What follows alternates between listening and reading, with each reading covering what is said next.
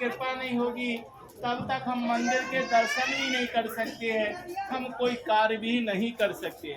इसलिए हमेशा बांके बिहारी से प्रार्थना करो कि हे ईश्वर हमारी बांके बिहारी से हमारी लगन लगी।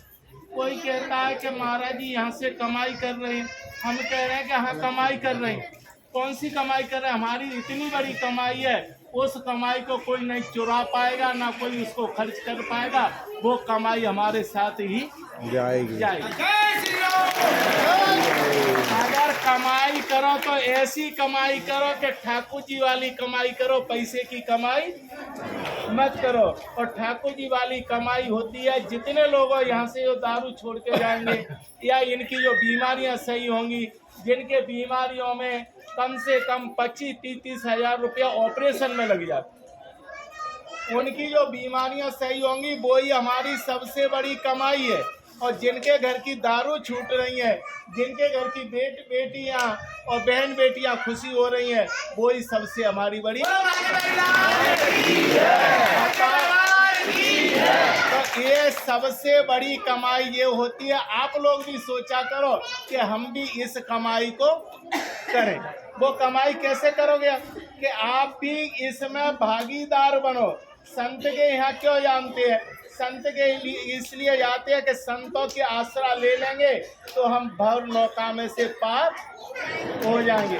पर लेकिन वही भावना रखो जो संत में भावना होती है, वही भावना आप लोगों में होनी चाहिए। कभी भी अपने क्रोध पे काबू पाना चाहिए। सबसे व्यक्ति का दुश्मन क्या होता है? क्रोध होता है, और वो क्रोध से ही सारी बीमारियां भी बनती हैं। इसलिए क्रोध पे काबू पाना बहुत जरूरी है। इसी पे मेरे को एक दृष्टांत याद आया कि एक पंडित जी थे, और पंडित जी क्या थे, गंगा में स्नान कर रहे थे।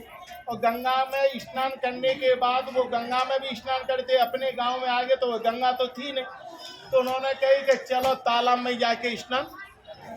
अब वो तालाब में स्नान कर रहे थे, और तालाब में स्नान करने के बाद क्या होता है, जो संत ब्राह्मण होते हैं तो सूर्य नारायण जल देते, तो उसी में से उन्होंने अपने हाथों से लिया और सूर्य नारायण को जल देना शुरू कर दिया। बगल में धोबी कपड़ा धो रहा था, और धोबी कपड़ा धो रहा था तो धोबी को ये नहीं पता था कि वो कपड़ा धो रहा था, पंडित जी के उस पानी में जल जाता, छींटे जाते रहे।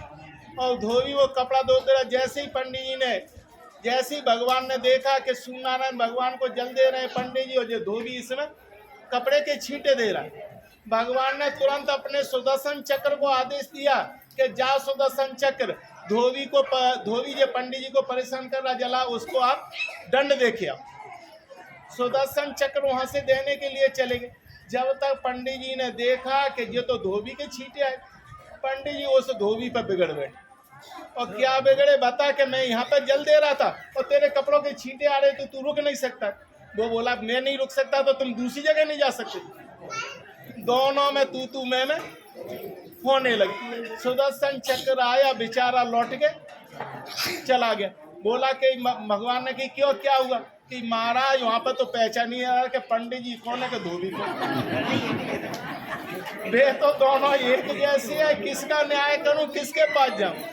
इसका कहने का मतलब क्या है कि कोई व्यक्ति तुमसे कुछ भी कहे, लेकिन तुमको कुछ उसको जवाब नहीं देना है, और अपनी वाणी में रस रखोगे तो आपसे मैं कहता हूं, परिवार क्या हुआ, आप पूरे भारत को अपने बस में कर सकते हैं। बोलिए श्री बांके लाल की जय। आप सब लोग आते हो, थोड़े परेशानी हो जाते हो, हम लेट भी हो जाते हो, तो भूखे भी होते हो, तो क्रोध भी आता है। तो भैया आप सब लोगों से व्यवस्था सबको देख लिए, कोई भी क्रोध ना किया करो, आसानी से सब व्यवस्थाओं को लगाया करें। और आगे चल के हमने जो अपना त्याग किया था कि दाढ़ी नहीं कटवाएंगे, पैरों में जूते नहीं पहनेंगे, नाखून नहीं कटवाएंगे, जब तक हमारे बजरंग बाबा की स्थापना नहीं हो जाए, वो भी सपना जल्दी से जल्दी पूर्ण होने वाला है। और बांके बिहारी करेंगे, और मैं नहीं करूँगा, पूर्ण आप सबके